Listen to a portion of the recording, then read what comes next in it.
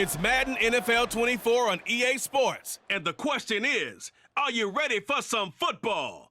It's the Atlanta Falcons and the Jacksonville Jaguars. And it comes your way next. The calendar may say autumn, but temperatures are still pretty sweltering here in North Florida. But the good news, the radar is clear. Still, hydration will be key today at TIAA Bank Field in Jacksonville. Coming up, we've got what should prove to be a good one, as it'll be the Atlanta Falcons taking on the Jacksonville Jaguars. Brandon Gaudin joined as always by Charles Davis. But, Charles, a lot of optimism here in the Sunshine State about these Jaguars. They're the defending AFC South champs. They won a playoff game last year and gave the Chiefs all they could handle in the divisional round. And last season was seen as one where they were just going to try and rebuild and regroup. And they did all of those things and then exceeded expectations. Quietly, they've amassed a lot of talent, and they expect to make another run in their division. Meanwhile, for the Falcons, I think they might be looking at the NFC South and saying, hey, with no Tom Brady anymore, even though we were 7-10 last year, this could be ours for the taking. And it's been building to this level for this team because this will be the third year under their head coach. They know exactly what he expects, and they're starting to play closer to their potential.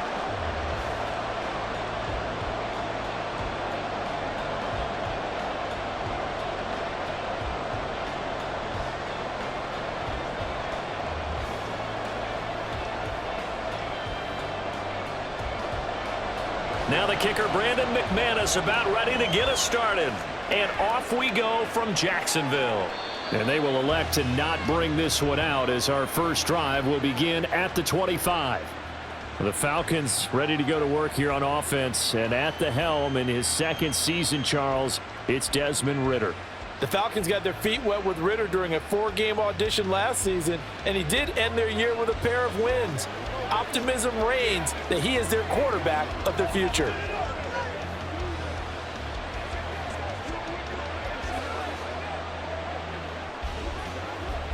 They come up with exactly 1 minute to go in this first quarter.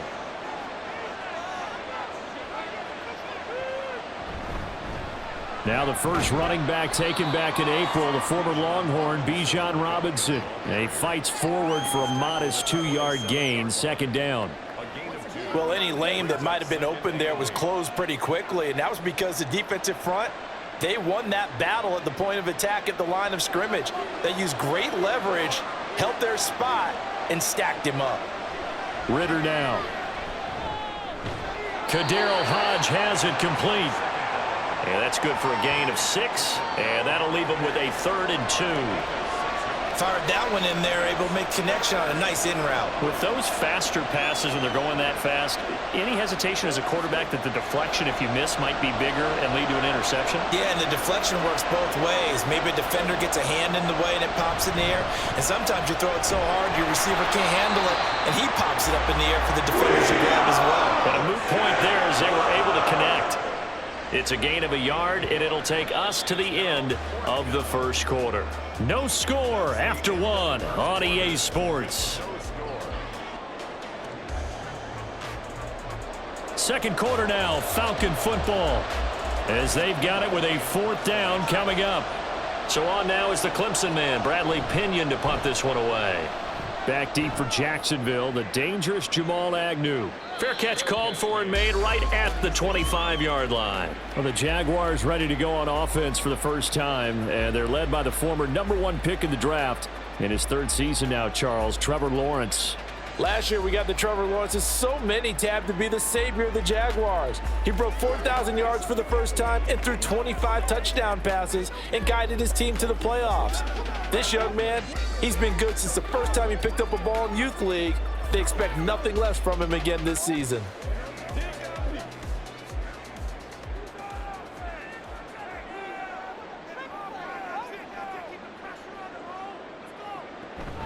They go play action now. Lawrence. He'll get this one complete to Zay Jones. The Jaguars going to go ahead and use their first timeout as the clock will stop with 45 seconds to go in the first half.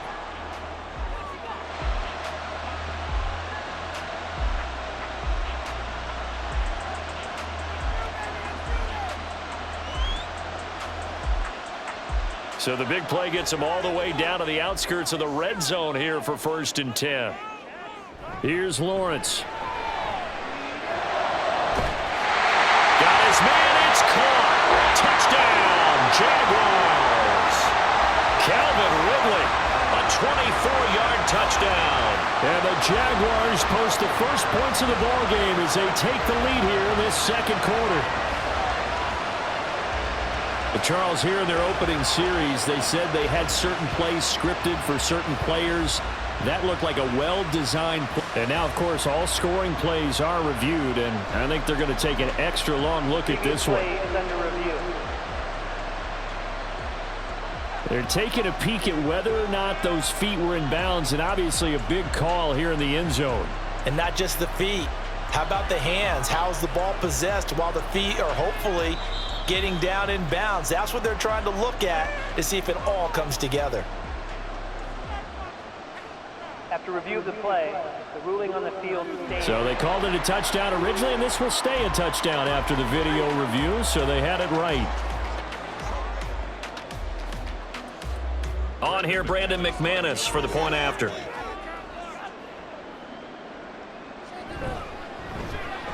And this is up and good. The score now 7-0 Jaguars.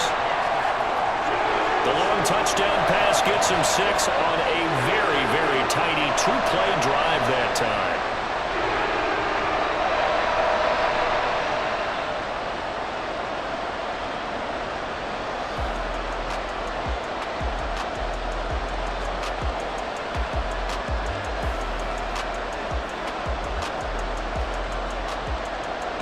After the touchdown, here's McManus now to kick it away. Cordero Patterson to return it, bringing it out of the end zone. And that decision to bring it out ends up not being a good one. Cost him about 5 yards as he's tackled at the 20. And the Falcons now going to go on offense late in this first half. And with them trailing, there is still enough time to try to string a few plays together, maybe get into field goal range.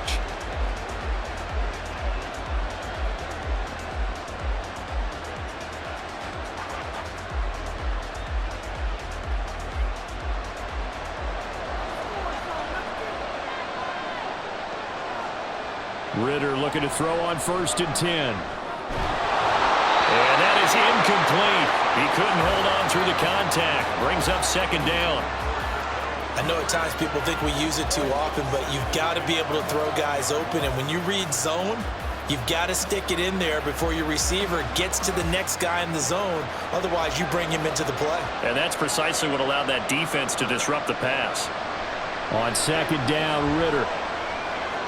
And complete to Drake London. And they're going to get this beyond the 40 before he's taken down.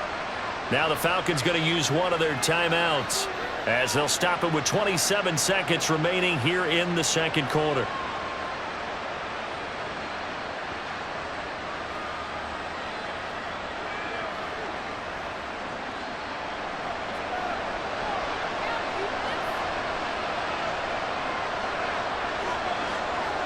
On 1st down, Ritter. Buying time to his left. And he will slide to a halt with a penalty marker down on the play. Holding, offense. They were looking to throw, holding on the big right tackle. It's real simple, partner. Keep your hands inside in the chest area. You're probably okay. You get it out on the shoulders, get them wide. Usually going to pick up a holding call. They're backed up here with a 1st and 20 now after the holding penalty. Looking to throw it here, Ritter. This one left side caught by Patterson. The Falcons going to use the 2nd of their timeouts as it'll come with 15 seconds to play in the first half.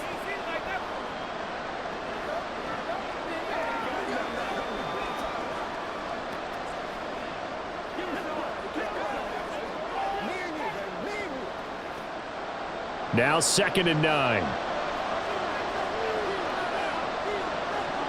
Sticking with the passing game. Here's Ritter again. And that'll be incomplete with 11 seconds remaining now.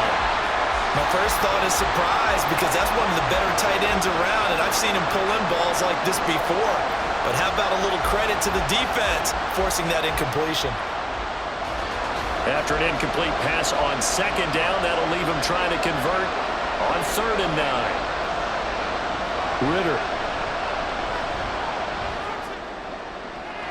And he is caught. Yeah, he'll be out just a yard or two shy of the 30.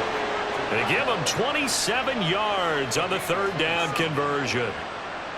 A big completion there, and he gets out of bounds to stop the clock. Very heady football. That allows them the opportunity to go ahead and line up and kick one right before the half ends. Koo knocks this one through the post, and they are on the board, but still trailing. It's 7-3.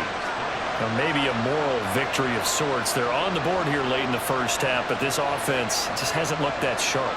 Yeah, but at least they got the 3 points, right? At least they have something to, quote-unquote, hang their hats on and maybe feel a little bit better about themselves as they head to the half.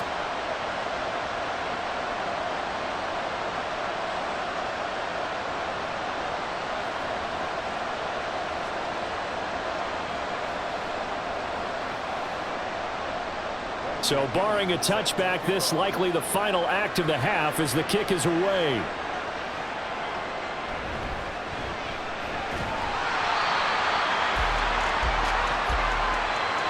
So we've reached intermission here in a low-scoring game. 7-3 is our score. As we send you a couple hours south of here to Orlando, that's where we check in with a coach and our EA Sports Halftime Report. All right, Brandon, thanks very much. Welcome, everyone, to our brand-new studios here in downtown Orlando in the EA Sports Halftime Report. In the first half, we saw a strong outing from Trevor Lawrence. He has a touchdown pass, and that amounted to the only touchdown of the game for either team thus far. Okay, Coach, yeah, adjustments likely going to play a big role in this third quarter in what's been a tight contest so far.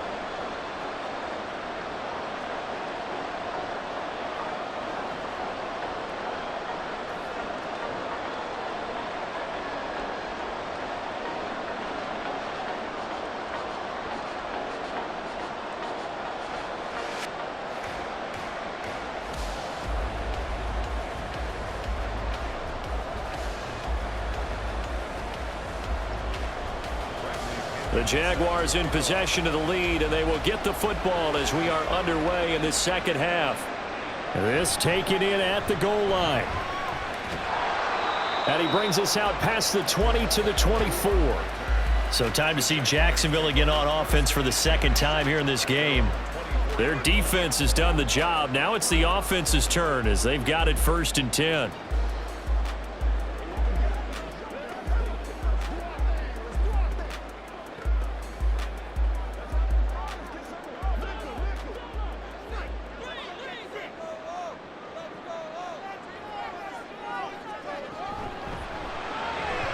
Throwing quickly there, but it's incomplete. In any event, it happened pretty quickly. I'm not sure he made the right decision on that one. I think if he had it to do over again, he would have found a different target downfield. But he made his decision, and that one's incomplete. Third quarter of a tight football game as we come up on a 2nd and 10. Lawrence will throw. Pressure brought in, and the Falcons get there for the sack. Now a timeout called for by the defense. It's just their first, so 2 remaining as they burn one here in this third quarter.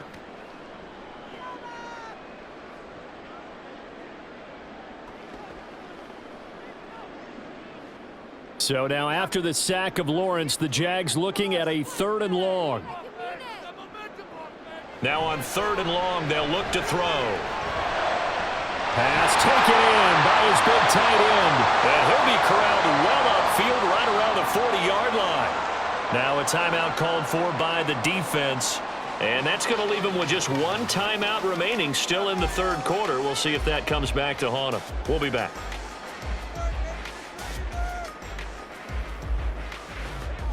They couldn't ask for much more to this point in the second half. A gorgeous day, 1-score game.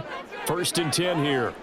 Looking to throw, Lawrence. Complete to Jones. And they get to him after a gain of 6 to the 46. Now a timeout called for by the defense. So, boy, that's already the third they burned here. They are out of timeouts now before we've even hit the fourth quarter.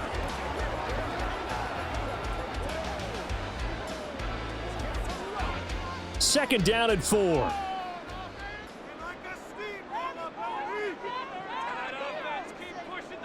Lawrence.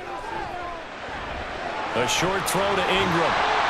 And taking it across midfield and just shy of the 40. Second catch for him today, and it'll wind up a first down. And this was a nice example of an offensive coordinator scheming his guy open. Just a little underneath route, just trying to free up some space, and it worked awfully well. Got him not just space, but plenty of room to run after the catch to pick up really nice yardage. Lawrence now off the bootleg. Got a man, it's caught inside the 10. And he is out of bounds, but first he gets it inside the 10 to the 7. An excellent pickup of 34 yards.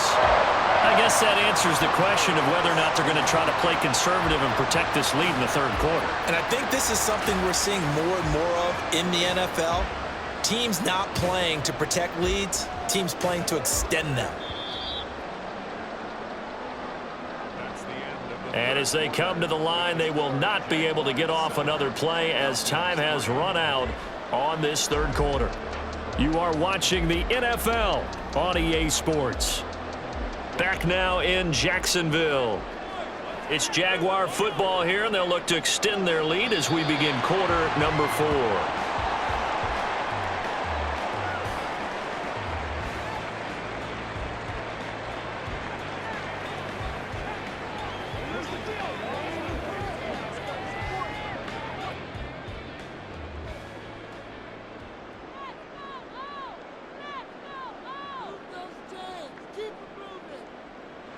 Lawrence to a knee, and that will write a finish to this one. I don't know about you, partner, but watching them take the knee there and finish this one off, I feel like I'm going to be sore tomorrow. This was one bruising affair. Low scoring, but my kind of football.